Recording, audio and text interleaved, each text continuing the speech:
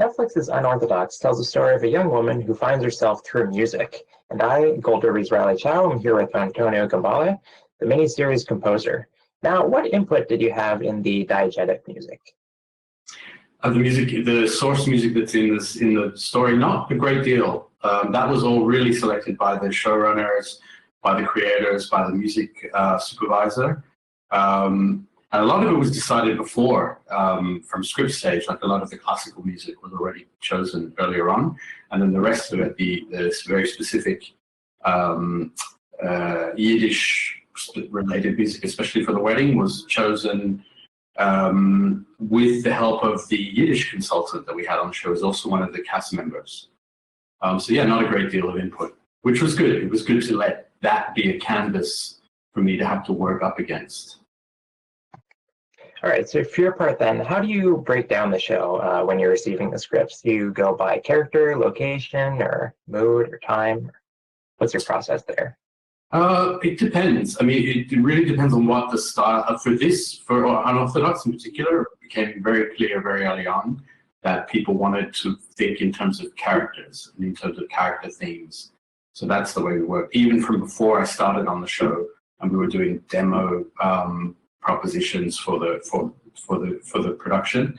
There was a lot of talk already in terms of Estes theme and Yankees theme and coming together and using that as a kind of blueprint for how the music would come together. Then, of course, you do need to break down the dramatic elements of the show, like the progression of the story for each character. And then, of course, you do find key scenes. In fact, in the original pitch, when we were working, when they first put out the call for composers to look for someone to do the work, they already had identified some really important scenes. For example, the scene where in episode 1, where she walks into the water fully clothed and with the wig still on and takes it off. And so things like that you really do see sticking out in the script, especially when you see that it's a long scene with no dialogue and a lot of emotion in it. You understand that that's something you're going to have to think about from early on. So yeah, it's a combination of both. Okay, can you tell me about those character themes then and how they differ? Sure. Actually, Estes theme was probably one of the first things I wrote at all when I was putting together ideas for the show.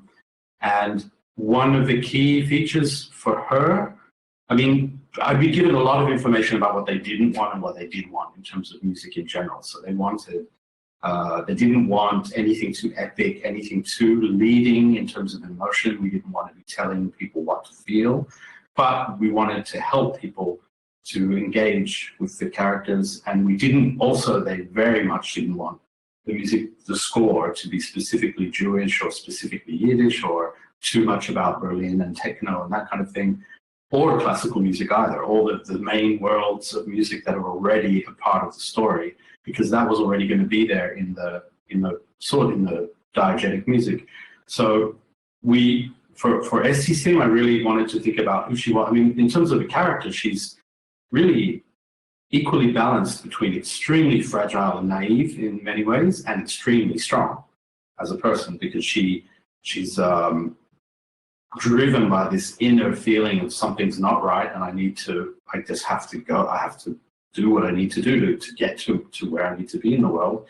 But on the other hand, she's extremely fragile. And so thinking about that and knowing that we wanted recognizable themes, I really looked for instruments that were quite fragile sounding and also quite broken sounding. So for her theme, and you hear this especially in that scene where she's walking into the water, and also when she's arriving in Berlin in the taxi in the first episode, I made a melody for her using just solo string instruments like cello, some violin, and viola, which I'd pre-sampled myself and made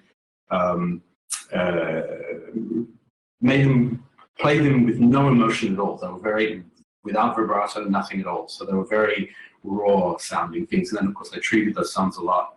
And what I found was that they made this really piercing kind of, when you play a melody with them and put it into this luscious kind of spatial reverb, you get this really piercing melody that hits you right in the chest.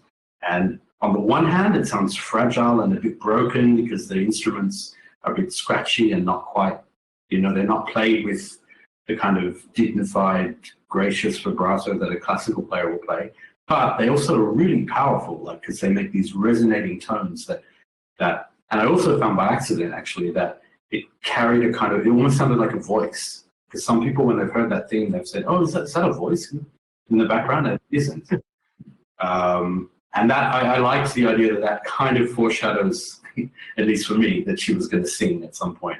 Then for Yankee, I mean, he's a very different character. I mean, the one thing that you could say about all of the main characters is that they're all people that have, that are trying to do the best with what they know.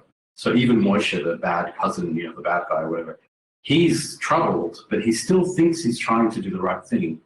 And so for Yankee's theme, it was more about, I created two actually. There was one which was more of a repeating motif, which we first hear in this, the night, I think it's episode 3, the first night that they're together as a couple after being married.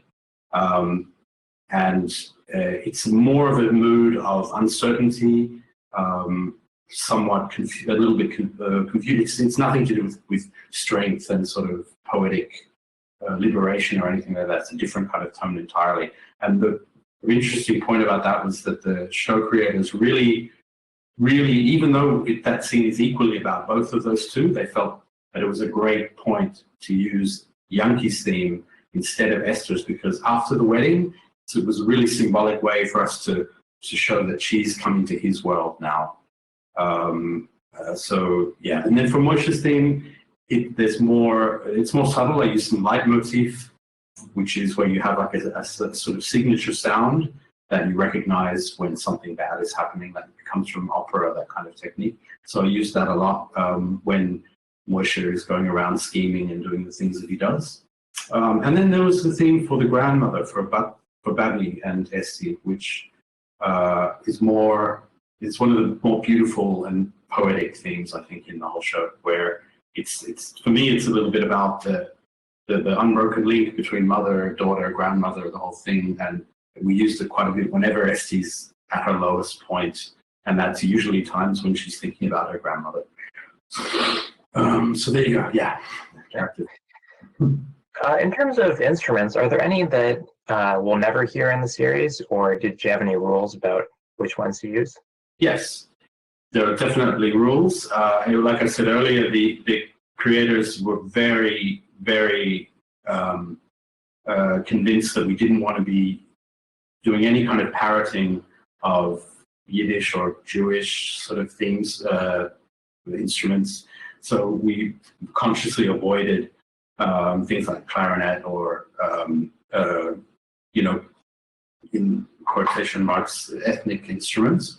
But there are some scenes where we did end up using some, and it was more that it became just a natural part of the musical language. It didn't really stick out as being like a weighted kind of cliched instrument with baggage. It just sort of fit nicely into what we were trying to say at the time.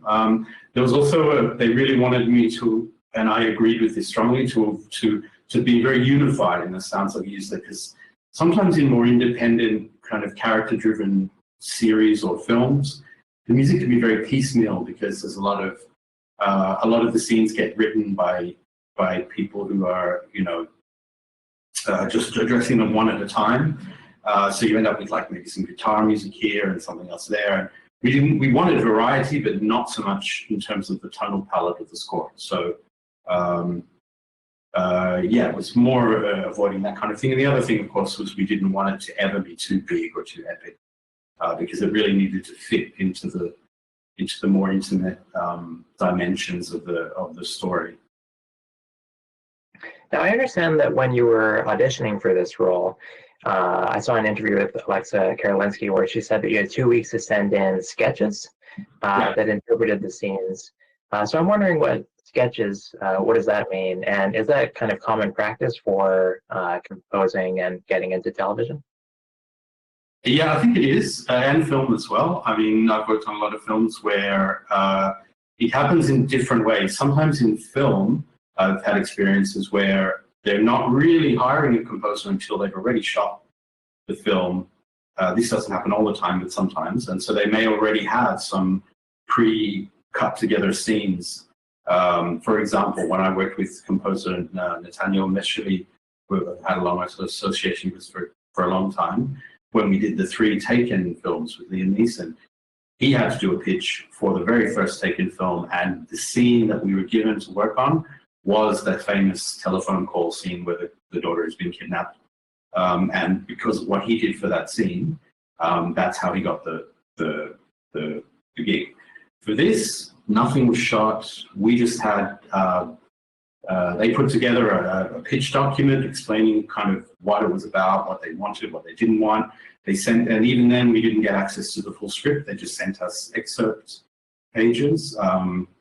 One scene was the one I mentioned before of her walking into the water. Another scene was when she is at the dinner party with the music students, and they tell her in not very comforting ways that she'll never be a good enough pianist to be one of them. And so we had some different moods to cover. And they explained a little bit. I mean, they wanted you to interpret it yourself, but we got a bit of background on what was happening in the mind of the character. So sketches just means basically from the script, you just imagine what you might do if you are watching that scene that's been cut and shot and cut together, and how you might you really carte blanche what you might do as a composer to score that scene.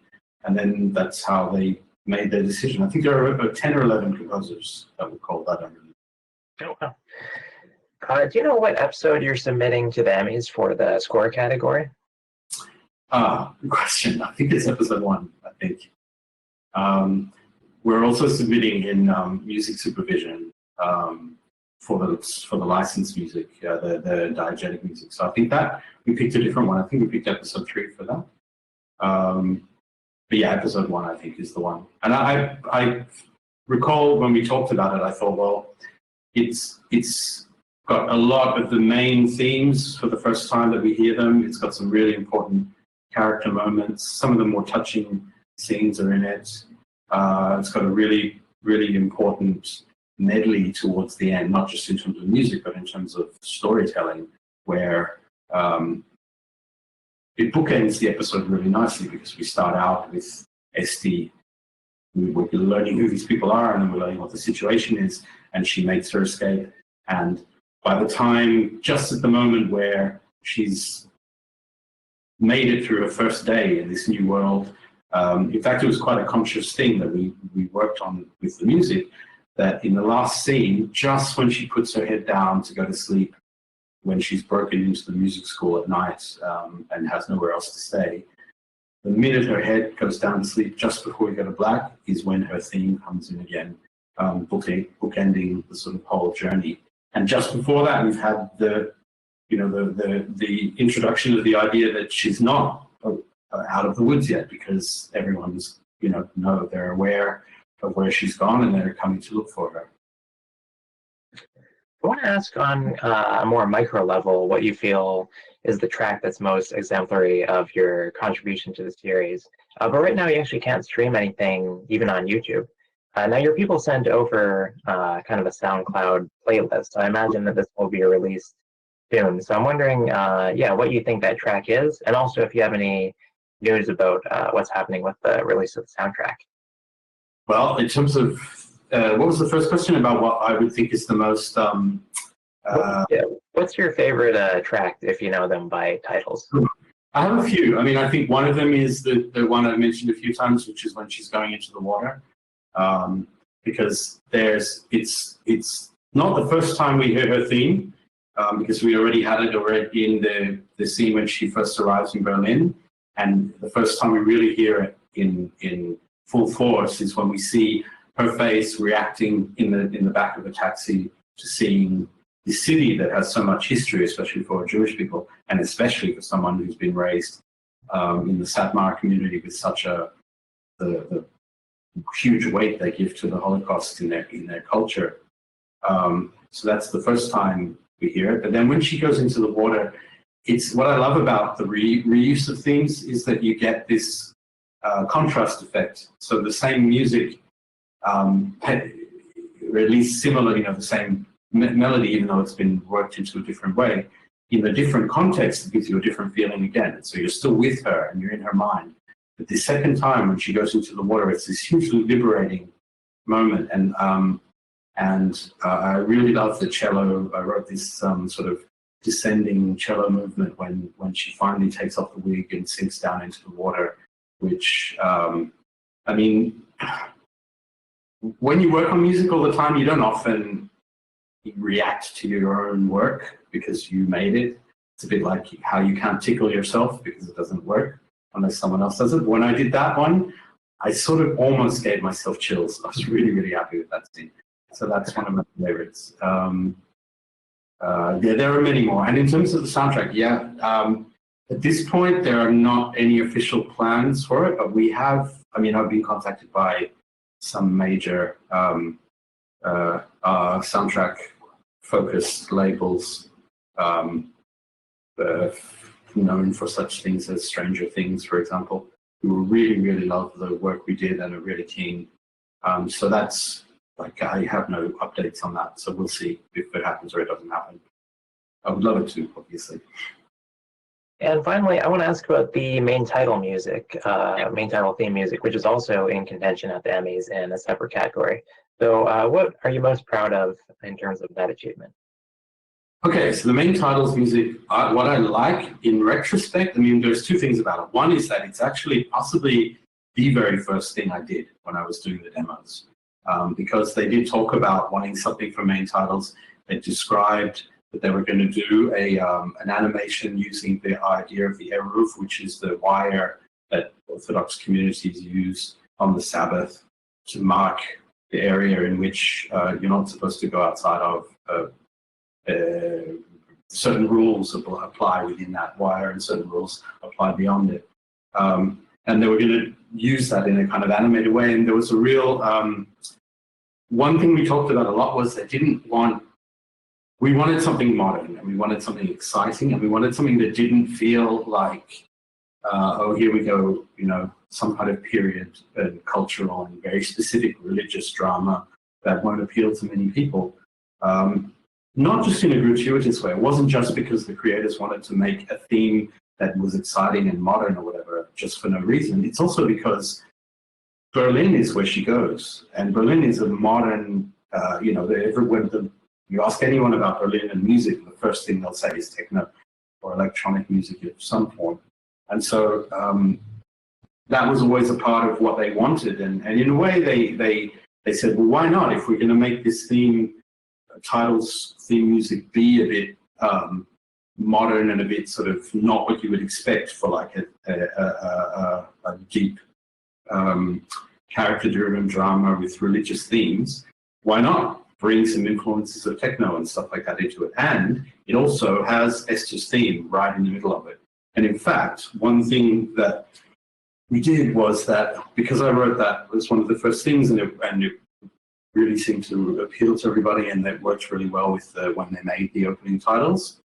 The entire first section of the show, from when you start playing episode 1, is written sort of backwards from there, because we always knew that theme music was going to be where it lands, like when she's finally leaving Brooklyn in the taxi and we see that she's made good her escape and she's about to go to the airport. It was always going to build to that moment.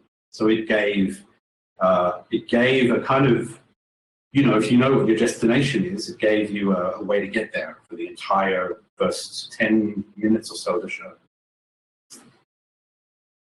All right, Antonio. Well, thanks so much for taking the time to chat, and we look forward to seeing Unorthodox at the Emmys. To our viewers, you can make your own Emmy predictions on goldderby.com, and also check out our YouTube channel, where I have interviewed Shira Haas and her co-star Amit Rahav.